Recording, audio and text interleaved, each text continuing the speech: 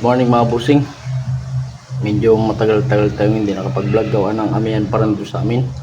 Napakalakas ng amihan. So for today's video ay ipapakita ko sa inyo kung ano yung aking kinakabisihan dito sa aming lugar sa paggawa ng ganito, yung mga katikati sa Pampugita. Bale, ipapakita ko sa inyo kung paano yung ating setup at paggawa. So bale, ito mga bossing, nagawa ko na ng ng steel lobster. Bale, hindi ko pa siya tinatapos kasi may tatlo pa akong gagawin. Ito tatlo mga lobster din siya. Yan, tatlo. So ang kakalabasan niyan mga bossing, ganito. Pakita ko sa inyo. Bale, ganito yun siya. Yung kompleto na, naayos na, nagawa na. Yan, yan ang ating gagawin.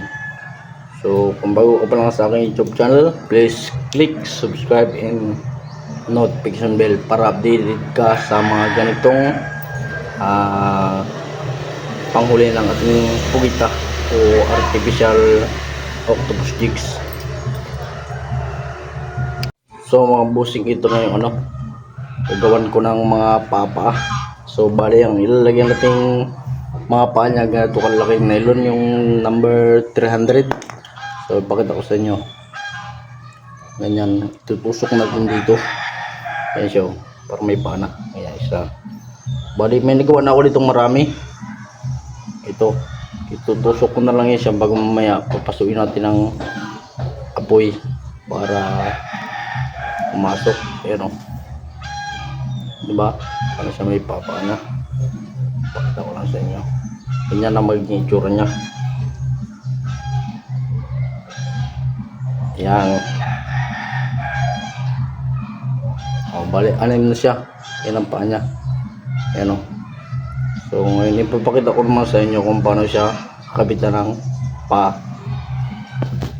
So yun mga busing, ito lang pala ang kailangan natin. Isang kandila at saka isang puspuro para pasukin natin yung itong nylon na to bago, para may salpak siya dito.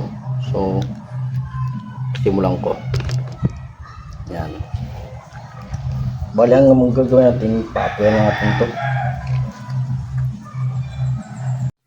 Yun mga busing, nakapapoy na tayo. So ang next natin gagawin, ganito. Bunutin ko muna itong isa. Yan. Ito siya. Kita nyo isa. Ngayon papasukin natin siya mga busing para may pasok dito sa butas. Pasahin ko muna.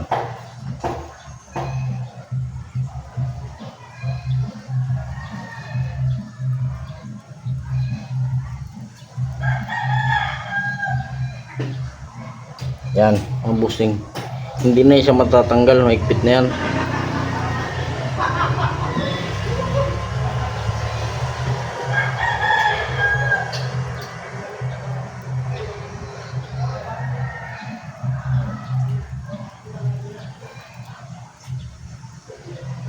Yan, pangalawa. Naman yung pangatlo tayo.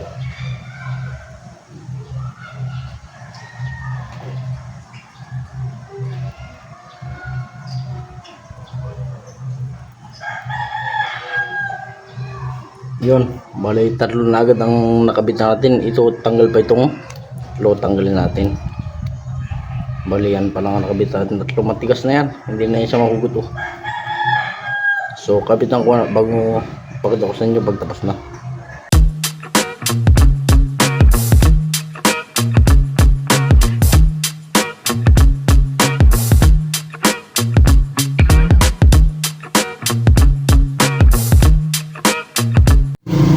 Yun mga busing, nakakabitan ko na sila. Bali ko na, tatlo na silang mayroong mga papa. Yan, nakikita nyo. So maglalagay naman tayo ngayon mga busing ng kanilang mga mata dito, kabilang mata. So bali, magpuputol pa tayo ng nylon. Ito ang ating nylon. Number, pala ito? Number 300. Bali, magputol lang tayo ng maiksi. 6 na piraso. para panggawa ng mata nila. Ano, kahit mga ganyan lang kaiksi, oh. Ayan. Kontrol muna tayo 6 na piraso.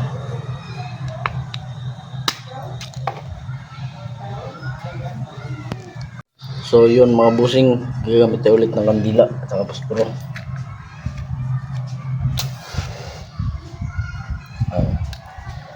Bale, ito yung ilalagay natin mata nyo para dito sa dulo.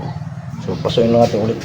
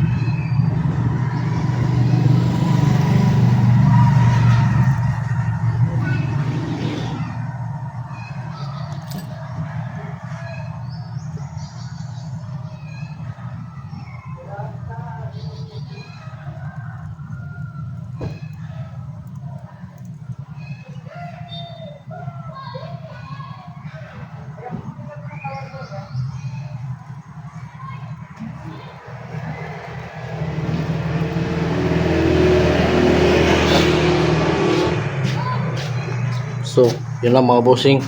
Palagyan na tayo ng ano, mga papaa niya. Ito, bali, 6. Bago ito yung kanyang mata. Oh. Ayan ang makikita nyo. Mata, 2.